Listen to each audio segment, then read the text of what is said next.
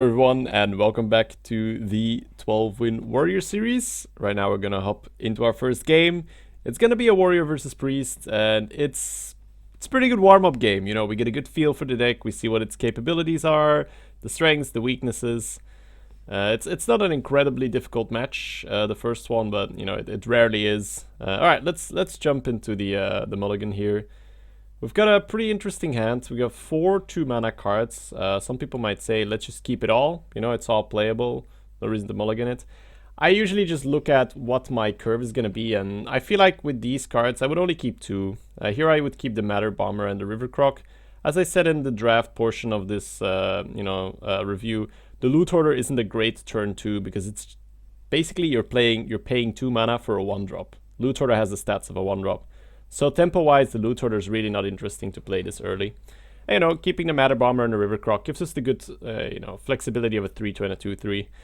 It's a bit of an unfortunate mulligan that we get the double Arcanite Reaper, but you know, that's a Hearthstone. You know, sometimes you get a great hand, sometimes it's a bit. I don't want to complain. You know, Arcanite Reapers are good, of course, but not on turn 1.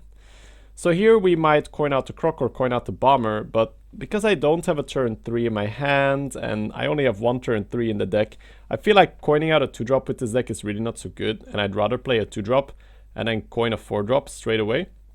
So it feels better to me to save the coin with this deck, because my curve is going to be really awkward, because I do have a lot of reach in this deck. So to me it feels very natural to save the coin here. Also, Mad Bomber might get something done if he plays something. And hey, look at this. Murloc Tidehunter. That's a pretty good Mad Bomber target. So yeah. Here it's basically RNG. Take the wheel. See what happens. And we don't end up killing the thing that matters. But that's okay, you know. The Bomber dealt 1 phase damage. It killed the little guy. It's still fairly okay. Gives him less chance to perhaps play a Dire Wolf and use the little guy to trade. So not gonna complain. Right, plays the bear. Kills her Bomber. Fairly straightforward so far. This turn is a bit interesting because you might think, ooh, what a bad turn. And I agree. There's not that much that we can do here. We can play the River Croc, but it literally just dies. We can coin out the Corcoran Elite, but it also literally just dies. It does take down his minion, but do you really want to coin your 4-drop to trade with his 3-drop? Doesn't seem very good. What we can do next turn is we can wait now, save the coin, next turn coin out an Arcanite Reaper, and then get a Dread Corsair on the board for free. So we armor up this turn basically to stall for next turn, and then we recover the tempo lost next turn with the Arcanite Reaper and Dread Corsair. Oops, looks like we have a small disconnect here. Want to make sure that we don't miss out on our 2 armor here, so make sure that we get that. There we go. Ooh, close, the rope was there. 2 armor wouldn't have mattered, but you know, you don't want to be like exactly dead and be like, wow, I could have had 2 armor. Fuck. So opponent uses Power Word Shield. For us, that's really good. You know, we if he had buffed it any further, that'd be bad, of course, but he wastes some resources, and he essentially takes as slow of a turn as we did. He didn't really do anything for his board.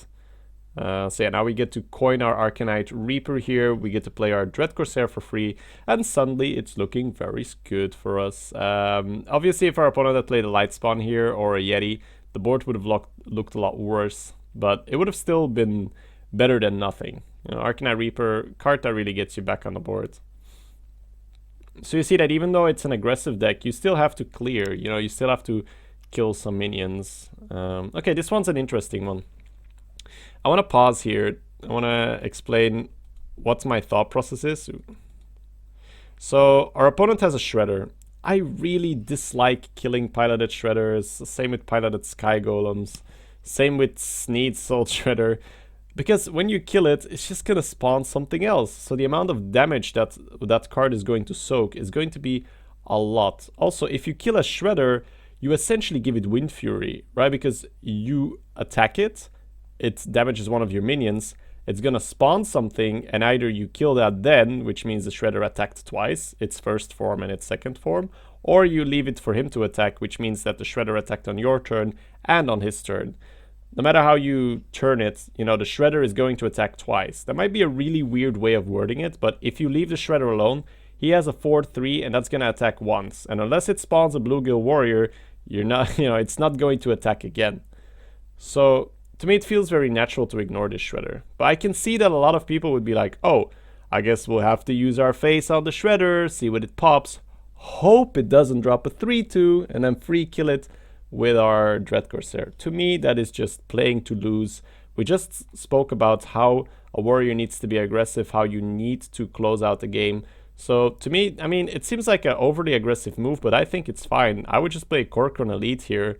Yeah, just truck him for 12 damage. That's, I mean, it seems funny when you look at it first, but it makes sense to me. 12 damage, that's nearly half his life total. You've got another Arcanite Reaper in your hand. You've got an Arcane Golem in your hand. You've got a Arathi Weaponsmith in your hand. So to me, this makes sense. It seems super aggressive, right? But to me, it makes absolutely no sense to kill the Piloted Shredder here. It's just, it's so slow. Priests love making the game long. Sorry. Priests love prolonging the game, so don't help them prolonging the game.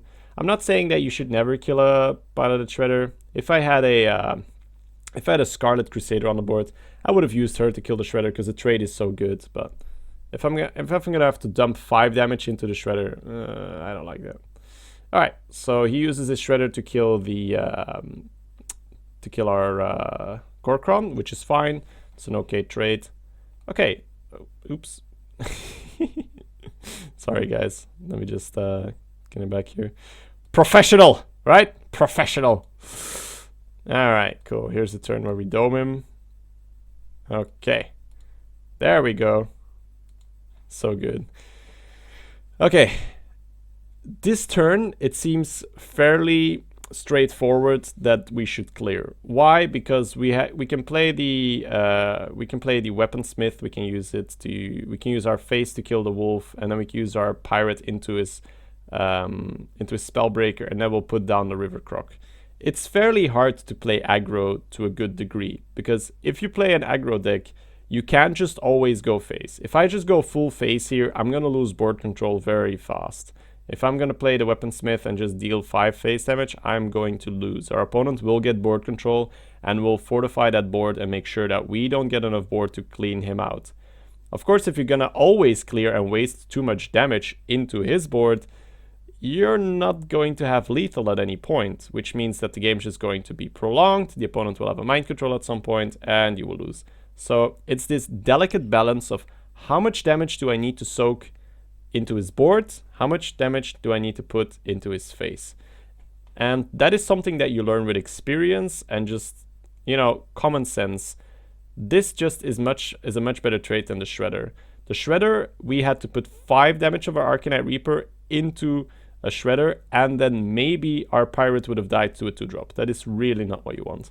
Whereas now, all we have to do is we have to play the Arathi Weaponsmith, use our face into the dog, put our pirate into the Spellbreaker, and put down the River Croc, which means that we have 5 power on the board, plus another 2 from the weapon, which means 7 power available, and his board is empty. So that makes a lot of sense to me, of course. So we'll see here, should be executing the move in any second now. Alright, there we go. I call this like a refuel moment, right? We went really aggressive last turn, now we refuel, we prepare to go face again. The opponent also got really scared, we went full face, he started hero powering his face, so we kind of got to him. And now we're like, okay, you're gonna play defensive, yeah. So he plays an Oitron, that's pretty good for him. We can't really do a lot of face damage that way, but we're going to keep board control, which is pretty good. I would do a slam. Slam's pretty good. We can use the slam to remove his shield, which means that we can draw a card.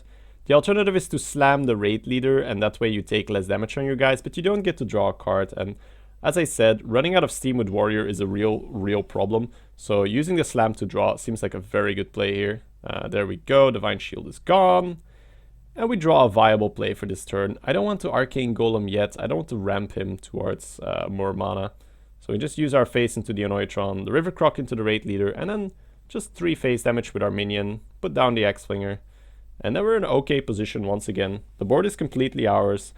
We've got an Arcanite Reaper and an Arcane Golem left to deal damage to his face. So, and of course, Sneasel Shredder, that's never bad to have when you're about to hit 8 mana. So all good on well, all good on well.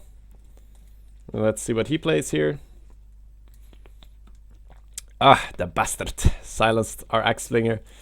Our secret weapon, no longer active. Oh man, it would have been so good, Axe-Flinger with the A-bomb as well. Nah, it's okay. We are still in, like, heavy board control mode. Alright, so this seems to be a fairly easy clear. You might think, hey, just use the River Croc and the Axe-Flinger and then our 3-1 survives.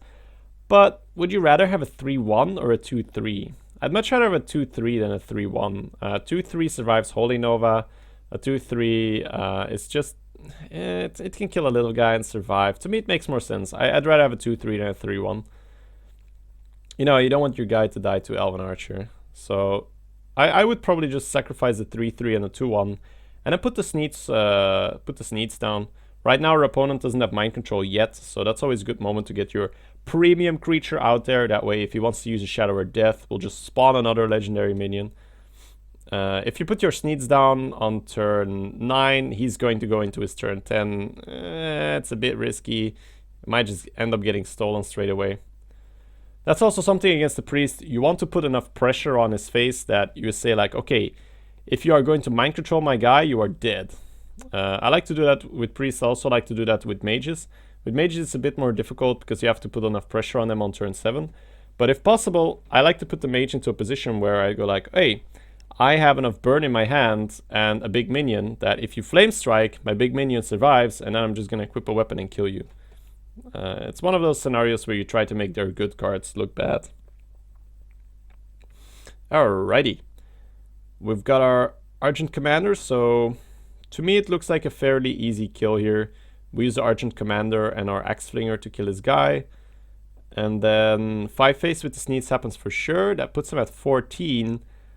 Now, this is one of those moments where I would use the Arcane Golem to deal another 4-face damage.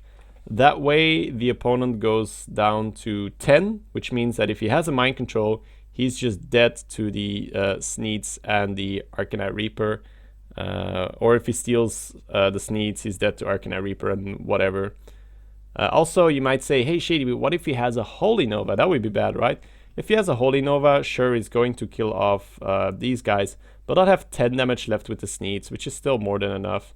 If he Holy Novas and heals, he goes back up to 14. I'll deal 10 phase damage, put him down to 4, and develop a Siege Engine at the same time. So our opponent is really persistent. He wants to stay alive. He plays a heal bot, so he's played taunt after taunt, healing his face, using a heal bot.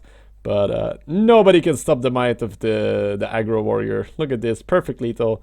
Arcanite Reaper Sneeds and another 8 damage from our minions. So GG, well played, Priest. Better luck next time.